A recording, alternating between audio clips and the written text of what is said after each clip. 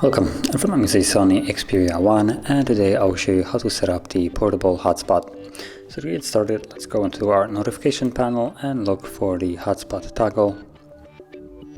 And there it is. So you want to hold it and this will take us to the settings where you can change the randomized password that it normally comes with. So let's go to configure and you can see it right here. That's the completely randomized password, and you can remove it. Delete that one and set a new one that you want. It only needs to have 8 characters in length, and once it does, you can basically save it. Also at the top you have the network name, so that's how it's going to be showing up in your Wi-Fi list.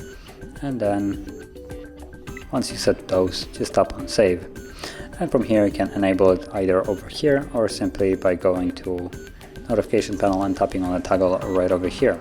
And it's right now enabled, as you can see by this icon right over in the corner here. And yeah, and also by the notification, well, nope, there is no notification.